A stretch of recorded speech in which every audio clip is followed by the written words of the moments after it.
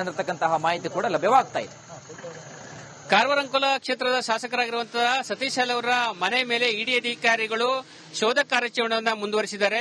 ರಾತ್ರಿ ಆದರೂ ಕೂಡ ಎಲ್ಲ ಅಧಿಕಾರಿಗಳ ತಂಡ ಅವರ ಮನೆಯೊಳಗೆ ಶೋಧವನ್ನು ಕೂಡ ನಡೆಸುತ್ತಿದ್ದಾರೆ. ಗಮನಿಸಬಹುದು, ಮೊದಲನೇದಾಗಿ ನಾನು ಅವರ ಮನೆಯ ಹೊರಭಾಗದಲ್ಲಿರುವಂತಹ ವಾಹನಗಳನ್ನು ತೋರಿಸ್ತಾ ಇದ್ದೇನೆ. ಇವತ್ತು ಬೆಳಿಗ್ಗೆ ಬೇರೆ ಬೇರೆ ಭಾಗಗಳಿಂದ ಅಂದ್ರೆ ಗೋವಾ ಮತ್ತು ಕರ್ನಾಟಕದಿಂದ ಬಂದಂತ ಇಡಿ ಅಧಿಕಾರಿಗಳ ತಂಡ ಇವತ್ತು ಬೆಳಿಗ್ಗೆ 6 ಗಂಟೆ ಸುಮಾರಿಗೆ ಅವರ ಮನೆಯನ್ನು ಕೂಡ ಪ್ರವೇಶಿಸಿದೆ. ಅದೇ ರೀತಿ ಕೂಡ ಸಿಐ ಸಿಬ್ಬಂದಿಗಳು ಕೂಡ ಶಿವಮೊಗ್ಗ ಭಾಗದಿಂದ ಕೂಡ ಬಂದಿರುವಂತದ್ದು. ಹೀಗಾಗಿ ಹತ್ತಾರು ಸಂಖ್ಯೆಯ ವಾಹನಗಳು ಕೂಡ ಈವರೆಗೂ ಕೂಡ ಅವರ ಮನೆಯ ಹೊರಭಾಗದಲ್ಲಿ ಇದ್ದಿರುವ ದೃಶ್ಯವನ್ನು ಗಮನಿಸಬಹುದು. ಯಾಕಂತ ಹೇಳಿದ್ರೆ ಈಗಾಗಲೇ 2010ರಲ್ಲಿ ಉಂಟಾಗಿರುವಂತಹ ಅದಿರು ನಾಪತ್ತೆ ಪ್ರಕರಣಕ್ಕೆ ಸಂಬಂಧಪಟ್ಟಂತೆ ಶಾಸಕ ಸತೀಶ್ ಅವರು ಪ್ರಕರಣವನ್ನು ಕೂಡ ಎದುರಿಸಿದ್ರು. ಕಳೆದ ಅಕ್ಟೋಬರ್ನಲ್ಲಿ ಕೂಡ ಈ ಒಂದು ಬೆಂಗಳೂರಿನ ಜನಪ್ರತಿನಿಧಿಗಳ ವಿಶೇಷ ನ್ಯಾಯಾಲಯದ ಕೂಡ ಅವರು ಶಿಕ್ಷೆಯನ್ನು ಅನುಭವಿಸಿದ್ರು. ಹೀಗಾಗಿ ಅದರ ಬಳಿಕ ನವೆಂಬರ್ನಲ್ಲಿ ಹೈಕೋರ್ಟ್ ಮೊರೆ ಹೋಗಿದ ಬಳಿಕ ಅಲ್ಲಿ ತಡೆಯಾಜ್ಞೆ ಸಿಕ್ಕಿದ್ರಿಂದ ಅವರು ಕೊಂಚ ಮಟ್ಟಿಗೆ ರಿಲೀಫ್ ಅನ್ನ ಹೊಂದಿದ್ರು. ಇದಾದ ನಂತರ ಮತ್ತೆ ಸತೀಶ್ ಅವರಿಗೆ ಈ ಒಂದು ಇಡಿ ಅಧಿಕಾರಿಗಳು ಇಡಿ ದಾಳಿ ನಡೆದಿರುವುದು ಅವರಿಗೆ ಶಾಕ್ ಕೂಡ ನೀಡಿದೆ. ಈ ಸಂದರ್ಭದಲ್ಲಿ ಅವರು ಕೂಡ ಮನೆಯಲ್ಲಿ ಇರಲಿಲ್ಲ. ಅವರ ಅತ್ತೆಯ ಒಂದು ಮಾಹಿತಿಯ ಪ್ರಕಾರ ಅಂದ್ರೆ ಅತ್ತೆಯ ವಿಚಾರಣೆ ಸಂದರ್ಭದಲ್ಲಿ ಯಾವುದೇ ಪ್ರತಿಕ್ರಿಯೆ ಸಿಗದಿದ್ದಾಗ ಸತೀಶ್ ಅವರನ್ನು ಸಂಪರ್ಕಿಸುವ ಒಂದು ಪ್ರಯತ್ನವನ್ನ ಇಡಿ ಅಧಿಕಾರಿಗಳು ಮಾಡಿದ್ರು. ಆದರೆ ಅವರ ಮನೆ ಒಳಭಾಗದಲ್ಲಿ 2 ಕೊಠಡಿಯ ಕೋಣೆಗಳು ಬೀಗ ಹಾಕಿರುವುದನ್ನು ಗಮನಿಸಿದಂತ ಅಧಿಕಾರಿಗಳು ಪದೇ ಪದೇ ಮತ್ತೆ ಸತೀಶ್ ಅವರನ್ನ ಸಂಪರ್ಕಿಸುವ ಪ್ರಯತ್ನ ಮಾಡಿದ್ರು. ಆದರೆ ಶೈಲ್ ಅವರು ಸಂಪರ್ಕ ಸಿಗಲಿಲ್ಲ. ಹೀಗಾಗಿ ಬೇರೆ ಮಾರ್ಗಗಳ ಮೂಲಕ ಕೊಠಡಿಯನ್ನು ಓಪನ್ ಮಾಡುವ ಕೆಲಸ ಮಾಡಿದರೆ ಸಂದರ್ಭದಲ್ಲಿ ಸಾಕಷ್ಟು ಪ್ರಮಾಣದ ನಗದು ಮತ್ತು ಬಂಗಾರ ದೊರಕಿರುವ ಬಗ್ಗೆ ಮಾಹಿತಿ ಕೂಡ ಲಭ್ಯವಾಗಿರುವಂತದ್ದು. ಕಾರ್ಯಾಚರಣೆ ಕೂಡ ಮುಂದುವರೆದಿದೆ, ಶೋಧ ಕೂಡ ಮುಂದುವರೆದಿದೆ. ಸಂಬಂಧಪಟ್ಟ ಇಡಿ ಅಧಿಕಾರಿಗಳು ಪ್ರಕರಣಕ್ಕೆ ಸಂಬಂಧಪಟ್ಟ ತನಿಖೆಯನ್ನು ಕೂಡ ಮುಂದುವರಿಸಿರುವಂತದ್ದು. ಕ್ಯಾಮರಾ ಪರ್ಸನ್ ಕಿಶನ್ ಗುರು ಜೊತೆ ನಾನು ಶೇಷಗಿರಿ ಮುಂಡಳ್ಳಿ, ರಿಪಬ್ಲಿಕ್ ಕನ್ನಡ, ಕಾರವಾರ. ಅಂದಿರತಕ್ಕಂತಹ ಮಾಹಿತಿ ಕೂಡ ಲಭ್ಯವಾಗ್ತಾ ಇದೆ. ಕಾರವಾರ ಅಂಕೋಲ ಕ್ಷೇತ್ರದ ಶಾಸಕರಾಗಿರುವಂತಹ ಸತೀಶ್ ಅವರ ಮನೆ ಮೇಲೆ ಇಡಿ ಅಧಿಕಾರಿಗಳು ಶೋಧ ಕಾರ್ಯಾಚರಣೆಯನ್ನು ಮುಂದುವರಿಸಿದ್ದಾರೆ. ರಾತ್ರಿ ಆದರೂ ಕೂಡ ಎಲ್ಲ ಅಧಿಕಾರಿಗಳ ತಂಡ ಅವರ ಮನೆಯೊಳಗೆ ಶೋಧವನ್ನು ಕೂಡ ನಡೆಸುತ್ತಿದ್ದಾರೆ. ಗಮನಿಸಬಹುದು, ಮೊದಲನೇದಾಗಿ ನಾನು ಅವರ ಮನೆಯ ಹೊರಭಾಗದಲ್ಲಿರುವಂತಹ ವಾಹನಗಳನ್ನು ತೋರಿಸ್ತಾ ಇದ್ದೇನೆ. ಇವತ್ತು ಬೆಳಿಗ್ಗೆ ಬೇರೆ ಬೇರೆ ಭಾಗಗಳಿಂದ ಅಂದ್ರೆ ಗೋವಾ ಮತ್ತು ಕರ್ನಾಟಕದಿಂದ ಬಂದಂತ ಇಡಿ ಅಧಿಕಾರಿಗಳ ತಂಡ ಇವತ್ತು ಬೆಳಿಗ್ಗೆ 6 ಗಂಟೆ ಸುಮಾರಿಗೆ ಅವರ ಮನೆಯನ್ನು ಕೂಡ ಪ್ರವೇಶಿಸಿದೆ. ಅದೇ ರೀತಿ ಕೂಡ ಸಿಐ ಸಿಬ್ಬಂದಿಗಳು ಕೂಡ ಶಿವಮೊಗ್ಗ ಭಾಗದಿಂದ ಕೂಡ ಬಂದಿರುವಂತದ್ದು. ಹೀಗಾಗಿ ಹತ್ತಾರು ಸಂಖ್ಯೆಯ ವಾಹನಗಳು ಕೂಡ ಈವರೆಗೂ ಕೂಡ ಅವರ ಮನೆಯ ಹೊರಭಾಗದಲ್ಲಿ ಇದ್ದಿರುವ ದೃಶ್ಯವನ್ನು ಗಮನಿಸಬಹುದು. ಯಾಕಂತ ಹೇಳಿದ್ರೆ ಈಗಾಗಲೇ 2010ರಲ್ಲಿ ಉಂಟಾಗಿರುವಂತಹ ಅದಿರು ನಾಪತ್ತೆ ಪ್ರಕರಣಕ್ಕೆ ಸಂಬಂಧಪಟ್ಟಂತೆ ಶಾಸಕ ಸತೀಶ್ ಅವರು ಪ್ರಕರಣವನ್ನು ಕೂಡ ಎದುರಿಸಿದ್ರು. ಕಳೆದ ಅಕ್ಟೋಬರ್ನಲ್ಲಿ ಕೂಡ ಈ ಒಂದು ಬೆಂಗಳೂರಿನ ಜನಪ್ರತಿನಿಧಿಗಳ ವಿಶೇಷ ನ್ಯಾಯಾಲಯದ ಕೂಡ ಅವರು ಶಿಕ್ಷೆಯನ್ನು ಅನುಭವಿಸಿದ್ರು. ಹೀಗಾಗಿ ಅದರ ಬಳಿಕ ನವೆಂಬರ್ನಲ್ಲಿ ಹೈಕೋರ್ಟ್ ಮೊರೆ ಹೋಗಿದ ಬಳಿಕ ಅಲ್ಲಿ ತಡೆಯಾಜ್ಞೆ ಸಿಕ್ಕಿದ್ರಿಂದ ಅವರು ಕೊಂಚ ಮಟ್ಟಿಗೆ ರಿಲೀಫ್ ಅನ್ನ ಹೊಂದಿದ್ರು. ಇದಾದ ನಂತರ ಮತ್ತೆ ಸತೀಶ್ ಅವರಿಗೆ ಈ ಒಂದು ಇಡಿ ಅಧಿಕಾರಿಗಳು ಇಡಿ ದಾಳಿ ನಡೆದಿರುವುದು ಅವರಿಗೆ ಶಾಕ್ ಕೂಡ ನೀಡಿದೆ. ಈ ಸಂದರ್ಭದಲ್ಲಿ ಅವರು ಕೂಡ ಮನೆಯಲ್ಲಿ ಇರಲಿಲ್ಲ. ಅವರ ಅತ್ತೆಯ ಒಂದು ಮಾಹಿತಿಯ ಪ್ರಕಾರ ಅಂದ್ರೆ ಅತ್ತೆಯ ವಿಚಾರಣೆ ಸಂದರ್ಭದಲ್ಲಿ ಯಾವುದೇ ಪ್ರತಿಕ್ರಿಯೆ ಸಿಗದಿದ್ದಾಗ ಸತೀಶ್ ಅವರನ್ನು ಸಂಪರ್ಕಿಸುವ ಒಂದು ಪ್ರಯತ್ನವನ್ನ ಇಡಿ ಅಧಿಕಾರಿಗಳು ಮಾಡಿದ್ರು.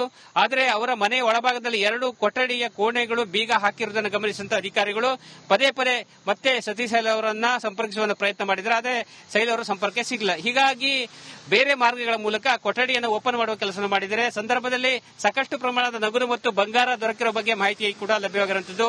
ಕಾರ್ಯಾಚರಣೆ ಕೂಡ ಮುಂದುವರೆದಿದೆ, ಶೋಧ ಕೂಡ ಮುಂದುವರೆದಿದೆ. ಸಂಬಂಧಪಟ್ಟ ಇಡಿ ಅಧಿಕಾರಿಗಳು ಪ್ರಕರಣಕ್ಕೆ ಸಂಬಂಧಪಟ್ಟ ತನಿಖೆಯನ್ನು ಕೂಡ ಮುಂದುವರಿಸಿರುವಂತದ್ದು. ಕ್ಯಾಮರಾ ಪರ್ಸನ್ ಕಿಶನ್ ಗುರು ಜೊತೆ ನಾನು ಶೇಷಗಿರಿ ಮುಂಡಳ್ಳಿ, ರಿಪಬ್ಲಿಕ್ ಕನ್ನಡ, ಕಾರವಾರ. ಅಂದಿರತಕ್ಕಂತಹ ಮಾಹಿತಿ ಕೂಡ ಲಭ್ಯವಾಗ್ತಾ ಇದೆ. ಕಾರವಾರ ಅಂಕೋಲ ಕ್ಷೇತ್ರದ ಶಾಸಕರಾಗಿರುವಂತಹ ಸತೀಶ್ ಅವರ ಮನೆ ಮೇಲೆ ಇಡಿ ಅಧಿಕಾರಿಗಳು ಶೋಧ ಕಾರ್ಯಾಚರಣೆಯನ್ನು ಮುಂದುವರಿಸಿದ್ದಾರೆ. ರಾತ್ರಿ ಆದರೂ ಕೂಡ ಎಲ್ಲ ಅಧಿಕಾರಿಗಳ ತಂಡ ಅವರ ಮನೆಯೊಳಗೆ ಶೋಧವನ್ನು ಕೂಡ ನಡೆಸುತ್ತಿದ್ದಾರೆ. ಗಮನಿಸಬಹುದು, ಮೊದಲನೇದಾಗಿ ನಾನು ಅವರ ಮನೆಯ ಹೊರಭಾಗದಲ್ಲಿರುವಂತಹ ವಾಹನಗಳನ್ನು ತೋರಿಸ್ತಾ ಇದ್ದೇನೆ. ಇವತ್ತು ಬೆಳಿಗ್ಗೆ ಬೇರೆ ಬೇರೆ ಭಾಗಗಳಿಂದ ಅಂದ್ರೆ ಗೋವಾ ಮತ್ತು ಕರ್ನಾಟಕದಿಂದ ಬಂದಂತ ಇಡಿ ಅಧಿಕಾರಿಗಳ ತಂಡ ಇವತ್ತು ಬೆಳಿಗ್ಗೆ 6 ಗಂಟೆ ಸುಮಾರಿಗೆ ಅವರ ಮನೆಯನ್ನು ಕೂಡ ಪ್ರವೇಶಿಸಿದೆ. ಅದೇ ರೀತಿ ಕೂಡ ಸಿಐ ಸಿಬ್ಬಂದಿಗಳು ಕೂಡ ಶಿವಮೊಗ್ಗ ಭಾಗದಿಂದ ಕೂಡ ಬಂದಿರುವಂತದ್ದು. ಹೀಗಾಗಿ ಹತ್ತಾರು ಸಂಖ್ಯೆಯ ವಾಹನಗಳು ಕೂಡ ಈವರೆಗೂ ಕೂಡ ಅವರ ಮನೆಯ ಹೊರಭಾಗದಲ್ಲಿ ಇದ್ದಿರುವ ದೃಶ್ಯವನ್ನು ಗಮನಿಸಬಹುದು. ಯಾಕಂತ ಹೇಳಿದ್ರೆ ಈಗಾಗಲೇ 2010ರಲ್ಲಿ ಉಂಟಾಗಿರುವಂತಹ ಅದಿರು ನಾಪತ್ತೆ ಪ್ರಕರಣಕ್ಕೆ ಸಂಬಂಧಪಟ್ಟಂತೆ ಶಾಸಕ ಸತೀಶ್ ಅವರು ಪ್ರಕರಣವನ್ನು ಕೂಡ ಎದುರಿಸಿದ್ರು. ಕಳೆದ ಅಕ್ಟೋಬರ್ನಲ್ಲಿ ಕೂಡ ಈ ಒಂದು ಬೆಂಗಳೂರಿನ ಜನಪ್ರತಿನಿಧಿಗಳ ವಿಶೇಷ ನ್ಯಾಯಾಲಯದ ಕೂಡ ಅವರು ಶಿಕ್ಷೆಯನ್ನು ಅನುಭವಿಸಿದ್ರು. ಹೀಗಾಗಿ ಅದರ ಬಳಿಕ ನವೆಂಬರ್ನಲ್ಲಿ ಹೈಕೋರ್ಟ್ ಮೊರೆ ಹೋಗಿದ ಬಳಿಕ ಅಲ್ಲಿ ತಡೆಯಾಜ್ಞೆ ಸಿಕ್ಕಿದ್ರಿಂದ ಅವರು ಕೊಂಚ ಮಟ್ಟಿಗೆ ರಿಲೀಫ್ ಅನ್ನ ಹೊಂದಿದ್ರು. ಇದಾದ ನಂತರ ಮತ್ತೆ ಸತೀಶ್ ಅವರಿಗೆ ಈ ಒಂದು ಇಡಿ ಅಧಿಕಾರಿಗಳು ಇಡಿ ದಾಳಿ ನಡೆದಿರುವುದು ಅವರಿಗೆ ಶಾಕ್ ಕೂಡ ನೀಡಿದೆ. ಈ ಸಂದರ್ಭದಲ್ಲಿ ಅವರು ಕೂಡ ಮನೆಯಲ್ಲಿ ಇರಲಿಲ್ಲ. ಅವರ ಅತ್ತೆಯ ಒಂದು ಮಾಹಿತಿಯ ಪ್ರಕಾರ ಅಂದ್ರೆ ಅತ್ತೆಯ ವಿಚಾರಣೆ ಸಂದರ್ಭದಲ್ಲಿ ಯಾವುದೇ ಪ್ರತಿಕ್ರಿಯೆ ಸಿಗದಿದ್ದಾಗ ಸತೀಶ್ ಅವರನ್ನು ಸಂಪರ್ಕಿಸುವ ಒಂದು ಪ್ರಯತ್ನವನ್ನ ಇಡಿ ಅಧಿಕಾರಿಗಳು ಮಾಡಿದ್ರು. ಆದರೆ ಅವರ ಮನೆ ಒಳಭಾಗದಲ್ಲಿ 2 ಕೊಠಡಿಯ ಕೋಣೆಗಳು ಬೀಗ ಹಾಕಿರುವುದನ್ನು ಗಮನಿಸಿದಂತ ಅಧಿಕಾರಿಗಳು ಪದೇ ಪದೇ ಮತ್ತೆ ಸತೀಶ್ ಅವರನ್ನ ಸಂಪರ್ಕಿಸುವ ಪ್ರಯತ್ನ ಮಾಡಿದ್ರು. ಆದರೆ ಸೈಲ್ ಅವರು ಸಂಪರ್ಕ ಸಿಗಲಿಲ್ಲ. ಹೀಗಾಗಿ ಬೇರೆ ಮಾರ್ಗಗಳ ಮೂಲಕ ಕೊಠಡಿಯನ್ನು ಓಪನ್ ಮಾಡುವ ಕೆಲಸ ಮಾಡಿದರೆ ಸಂದರ್ಭದಲ್ಲಿ ಸಾಕಷ್ಟು ಪ್ರಮಾಣದ ನಗದು ಮತ್ತು ಬಂಗಾರ ದೊರಕಿರುವ ಬಗ್ಗೆ ಮಾಹಿತಿ ಕೂಡ ಲಭ್ಯವಾಗಿರುವಂತದ್ದು. ಕಾರ್ಯಾಚರಣೆ ಕೂಡ ಮುಂದುವರೆದಿದೆ, ಶೋಧ ಕೂಡ ಮುಂದುವರೆದಿದೆ. ಸಂಬಂಧಪಟ್ಟ ಇಡಿ ಅಧಿಕಾರಿಗಳು ಪ್ರಕರಣಕ್ಕೆ ಸಂಬಂಧಪಟ್ಟ ತನಿಖೆಯನ್ನು ಕೂಡ ಮುಂದುವರಿಸಿರುವಂತದ್ದು.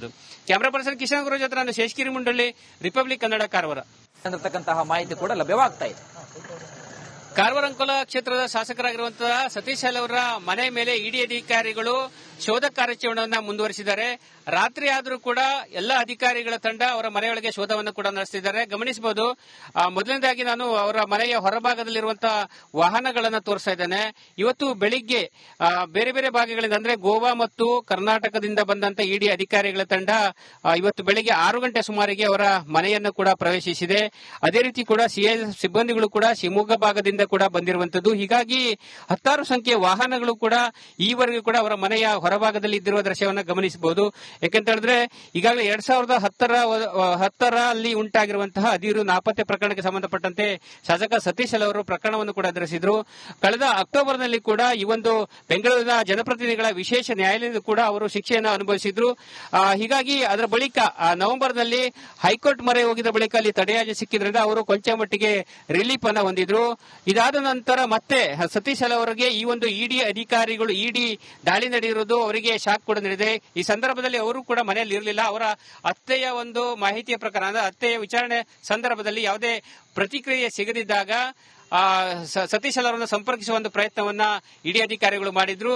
ಆದರೆ ಅವರ ಮನೆ ಒಳಭಾಗದಲ್ಲಿ 2 ಕೊಠಡಿಯ ಕೋಣೆಗಳು ಬೀಗ ಹಾಕಿರುವುದನ್ನು ಗಮನಿಸಿದಂತ ಅಧಿಕಾರಿಗಳು ಪದೇ ಪದೇ ಮತ್ತೆ ಸತೀಶ್ ಅವರನ್ನ ಸಂಪರ್ಕಿಸುವ ಪ್ರಯತ್ನ ಮಾಡಿದ್ರು. ಆದರೆ ಸೈಲ್ ಅವರು ಸಂಪರ್ಕ ಸಿಗಲಿಲ್ಲ. ಹೀಗಾಗಿ ಬೇರೆ ಮಾರ್ಗಗಳ ಮೂಲಕ ಕೊಠಡಿಯನ್ನು ಓಪನ್ ಮಾಡುವ ಕೆಲಸ ಮಾಡಿದರೆ ಸಂದರ್ಭದಲ್ಲಿ ಸಾಕಷ್ಟು ಪ್ರಮಾಣದ ನಗದು ಮತ್ತು ಬಂಗಾರ ದೊರಕಿರುವ ಬಗ್ಗೆ ಮಾಹಿತಿ ಕೂಡ ಲಭ್ಯವಾಗಿರುವಂತದ್ದು.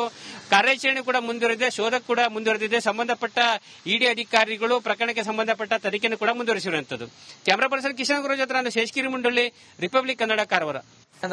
ಮಾಹಿತಿ ಕೂಡ ಲಭ್ಯವಾಗ್ತಾ ಇದೆ.